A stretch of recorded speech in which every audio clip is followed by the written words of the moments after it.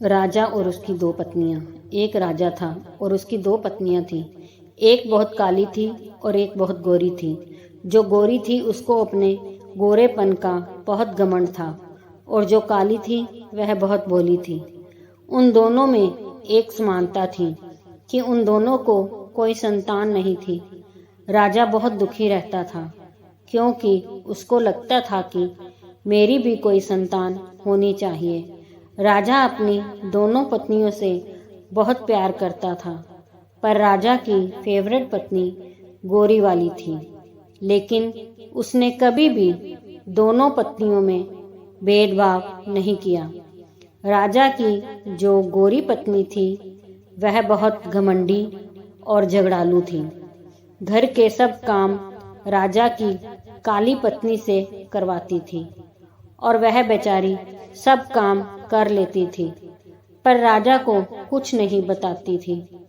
एक दिन राजा की दोनों पत्नियों का बहुत बड़ा झगड़ा हुआ और राजा की गोरी पत्नी ने काली पत्नी को महल से निकाल दिया।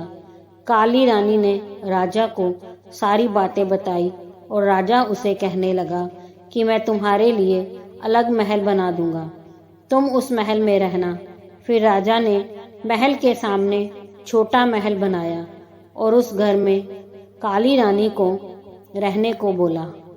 एक दिन राजा दूसरे राज्य में घूमने के लिए जा रहा था तो उसने अपनी दोनों पत्नियों से कहा कि तुम दोनों को क्या क्या सामान चाहिए मुझे बता दो, मैं तुम दोनों के लिए लेकर आऊँगा।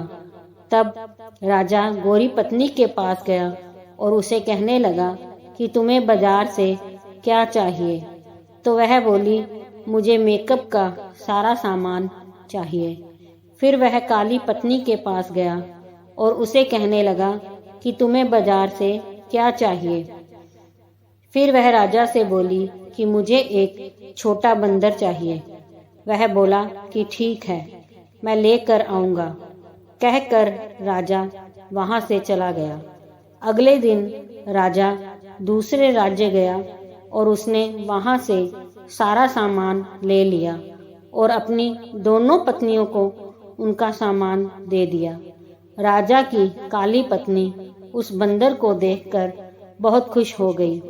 वह बंदर उस रानी का सारा काम करता था, उसके साथ खेलता भी था। वह काली रानी उस बंदर को अपने बच्चे जैसा प्यार करती थी। एक दिन अचानक काली रानी बहुत बीमार हुई, पर उसे देखने राजा नहीं आया। बंदर को बहुत गुस्सा आया और वह राजा के महल चला गया। राजा से कहने लगा कि मेरी माँ जैसी रानी को देखने आप क्यों नहीं आए। बंदर के डांटने के बाद अगले दिन राजा रानी को देखने के लिए घर आता है। दवाई और खाने पीने की चीजें देकर चला जाता है। वह रानी उस बंदर को बताती है कि मुझे संतान होनी चाहिए थी। वह बंदर उस रानी को बोलता है कि आप टेंशन मत लो, आपको संतान जरूर होगी, मैं भगवान से प्रार्थना करूंगा। अगले दिन वह बंदर घर से गेहूं का आटा लेकर मंदिर जाता है और गेहूं के आटे को गूंथता है और उसमें 2 आंखें, 1 नाक, 2 हाथ, 2 पैर ऐसे बनाता है और भगवान से प्रार्थना करता है। भगवान उस बंदर की प्रार्थना सुनकर उस आटे के गोले को एक छोटा बच्चा बना देते हैं और वह बंदर उस बच्चे को देखकर बहुत खुश हो जाता है। बच्चा लेकर काली रानी के गोद में दे देता है। काली रानी उस बच्चे को देखकर बहुत खुश हो जाती है, बंदर का शुक्रिया करती है। राजा को खबर मिलती है कि काली रानी को बच्चा हो गया। राजा बहुत खुश हो जाता है। उसकी खुशी का कोई ठिकाना नहीं रहता। ढोल नगाड़े लेकर रानी के घर जाता है, उसे महल आने के लिए कहता है। काली रानी खुशी से अपने बच्चे को लेकर महल जाती है और राजा उस गोरी रानी को घर से निकाल देता है और काली रानी को अपने पास रख लेता है।